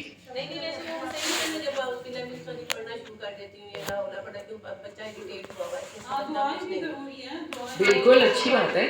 یہ تو پڑھنا ہے، لیکن یہ کہ اس کو بھی آپ نے سمجھانا ہے نا، اور اس کو اس طرف لے کے آنا ہے انشاءاللہ تعالیٰ. سیرت اس وقت نہیں سمجھا سکتے. نہیں، اس وقت نہیں سمجھا سکتے. غصے میں کسی شخص کو صرف آپ یہی کہہ سکتے ہیں اعوذ باللہ من الشیطان الرجیم. اونچی پڑھ لیں یا کوئی اور پڑھ لے تاکہ اس کے کانوں میں یہ آواز جائے اور وہ بھی پڑھ لے تو اچھی بات ہے. نہیں پڑھے تو آپ پڑھ لیں. لیکن رسول پہ عمل کروانا ضروری ہے جہاں سے ان کی بات آ جائے، ورنہ پھر وہ ٹیکن فار گرانٹیڈ لے لیتے ہیں پیرنٹس کو. ہاں لیکن سارے اصولوں پہ کمپرومائز کر لیں. اصولوں پہ کمپرومائز کوئی بھی نہیں کر رہا. مطلب یہ ہے کہ اب اس کو غصہ آ رہا ہے نا, وہ غصے میں ہے نا, تو آپ نے اعوذ باللہ پڑھ لیا ہے نا, کافی ہے. خیر اس کو بتا دے, جو پہلے سمجھا دے. باپ اتنے سخت ہوتے تھے تو اولادیں بالکل صحیح نکلی ہیں. ساری اولادیں بڑے اچھی قابل اور بڑے خدمت گزار اور ساری ان میں صلاحیتیں موجود ہیں جو جن کے ماں باپ نے سختی کی ہے. تو نہیں ایسی بات نہیں ہے. آج کل نہیں ہو سکتا, آج کل سختی نہیں ہو سکتی.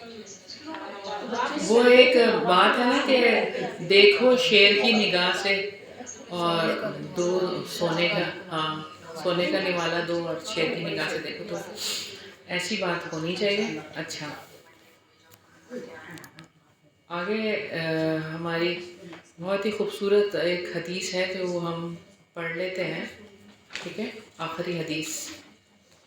ٹھیک ہے, اللہ تعالیٰ سے دعا اللہ تعالیٰ ہمارے وقت میں برکت دے. میں تو آج کافی حدیثیں پلان کر کے آئی تھی, ابھی تک ہماری یہ نہیں ہوئی. چلیں اللہ تعالیٰ مدد کرے. ان سوید بن عامر الانصاری, روایت ہے سوید بن عامر انصاری رضی اللہ عنہ سے مرفوعاً, بلو ارحامکم, تر و تازہ رکھو صلہ رحمی کو, ولو بالسلام, اور اگرچہ سلام کے ذریعے ہو. دیکھیں یہ ایک اور خوبصورت بات ہے ہمارے سامنے. ہمارے گھروں میں ان چیزوں کو رواج دینا ہے. حضرت سوید بن عامر انصاری رضی اللہ عنہ سے روایت ہے, رسول اللہ صلی اللہ علیہ وسلم نے فرمایا صلہ رحمی کو تر و تازہ رکھو اگرچہ سلام کے ذریعے ہی ہو. بلو ارحامکم ولو بالسلام. تو کون سلام کرتا ہے گھر میں؟ ماں باپ کو سلام کرتے ہیں بچے؟ صبح اٹھ کے کتنے بچے ہیں جو سلام کرتے ہیں؟ باہر جاتے ہیں سلام کر کے جاتے ہیں, اندر آتے ہیں سلام کرتے ہیں. تو یہ اللہ حافظ سلام کرنا, السلام علیکم, سلام کو رواج دینا ہے اور سلامتی بھیجنی ہے ایک دوسرے کے پر, یہ کام کرنا ہے. اور اسی سے ہماری جو رشتہ داری ہے نا وہ مضبوط ہوگی, کیونکہ آپ صلی اللہ علیہ وسلم کی بات ہے بلو ارحمکم ولو بالسلام, سلام کے ذریعے ہی رشتہ داری قائم رکھو. تو سلام اپنے گھر میں سلام کو رواج دینا اور عام کرنا. ایک کمرے سے دوسرے کمرے میں السلام علیکم, پھر دیکھیں آپ کتنی برکتیں ہوں گی. یہ برکتیں ہی ہیں جو ہم نے سمیٹنی ہیں, اور اللہ تعالیٰ جو ہے اسی کے ذریعے ہماری رشتہ داریوں کو قائم رکھیں گے انشاءاللہ تعالیٰ. تو اللہ تعالیٰ سے دعا ہے کہ اللہ تعالیٰ ہمیں سلام کو رواج دینے والا بنا. جیسے کہ ہمیں ایک حدیث میں بھی ملتا ہے کہ دو آدمی جب ایک دوسرے سے ملتے ہیں تو پہلے جو سلام کرتا ہے وہ اللہ کی رحمت کے زیادہ قریب ہو جاتا ہے. جو پہلے سلام کرتا ہے تو پہل کریں, بچوں کو یہ باتیں بتائیں تو بچے کریں گے.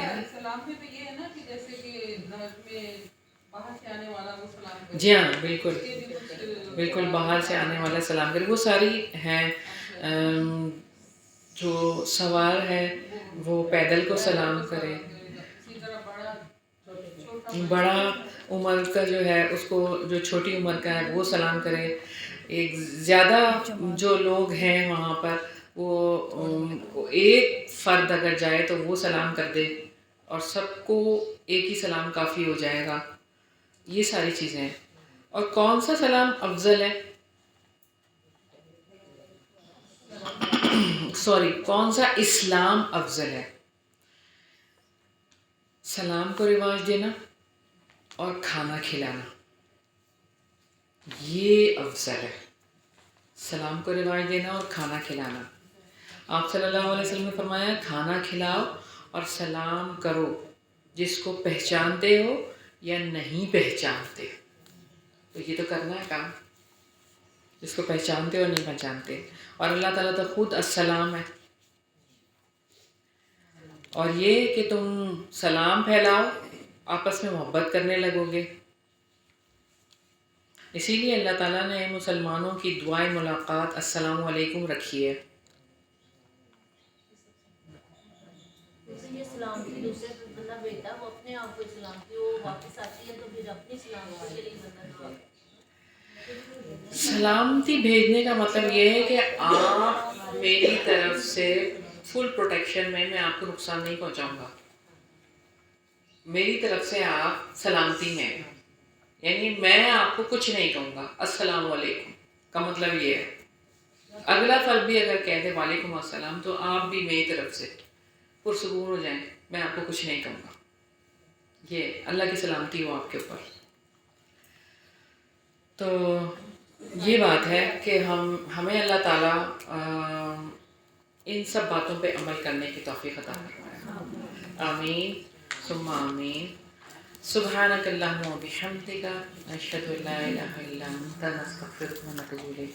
دعا کر لیں. دعا سے پہلے میں آپ کو کچھ بات بتانا چاہ رہی تھی. ایک تو یہ کہ جو آپ کے ساتھی ہیں، قرآن کے ساتھی ہیں، جن کے ساتھ آپ نے قرآن پڑھا ہے، تو ان تک ضرور میسیج پہنچاتے رہیں کہ ہم اتنی خوبصورت احادیث پڑھ رہے ہیں تو آپ لوگ ضرور آئیں اور سیکھیں. ہفتے میں ایک دن بھی نہیں ہے، 1.25 گھنٹہ ہے، صرف 1 گھنٹہ 1.25 گھنٹہ بس، اس سے زیادہ تو نہیں ہے. لیکن نبی پاک صلی اللہ علیہ وسلم کی باتیں اور آپ صلی اللہ علیہ وسلم کی احادیث کو سیکھنا یہ کوئی معمولی بات نہیں ہے. آپ انگلش گرامر کا، انگلش لینگویج کا کورس کراتے ہیں، اس میں آپ بھاگے چلے جاتے ہیں اور ہر کوئی وہاں پہ پہنچتا ہے کرنے کے لیے. ابھی آپ فرینچ سیکھ لیں، ابھی آپ چائنیز سیکھ لیں، یہ ساری لینگویجز کے کورسز کرتے ہیں. تو ہم حدیث پڑھیں تو آپ نے یہ میسیج ضرور پہنچانا ہے انشاءاللہ تعالیٰ. اور دوسری بات یہ کہ علم کی مجالس ہے، اور میں ابھی پچھلے دنوں آئمہ کرام کی زندگیوں کو پڑھ رہی تھی. تو اس میں امام مالک رحمۃ اللہ علیہ کی مجلس میں امام شافعی رحمۃ اللہ علیہ آ کے بیٹھتے ہیں اور وہ ان سے استفادہ حاصل کرتے ہیں، ان کی شاگردگی میں آتے ہیں.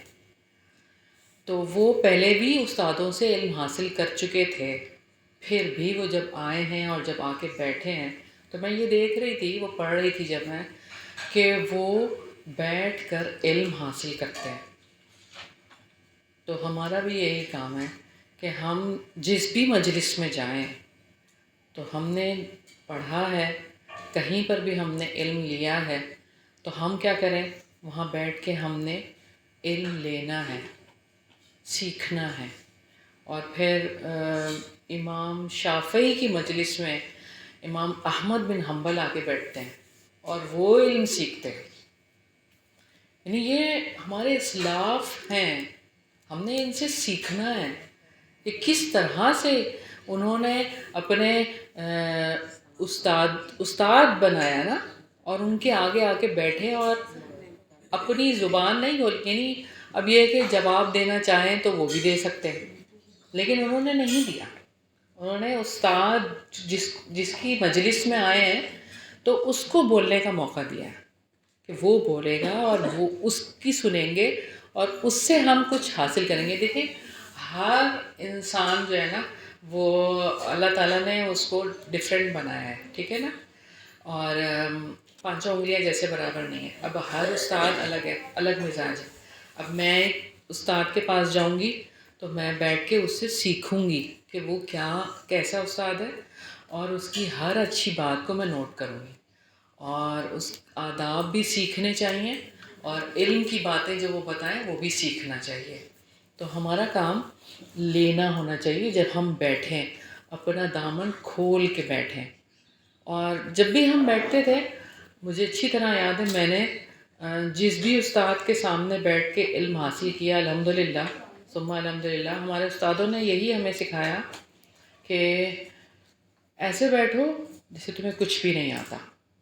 اپنے آپ کو بالکل کوڑا کاغذ بنا کے بیٹھو. اور وہ بات ہم نے حالانکہ کئی دفعہ بھی سنی ہوتی، وہ حدیث ہم نے کئی دفعہ سنی ہوتی، لیکن ایسے سنتے کہ جیسے پہلی دفعہ سن رہے ہیں، اور اس کو اسی طرح سے سن کے لطف اندوز ہوتے.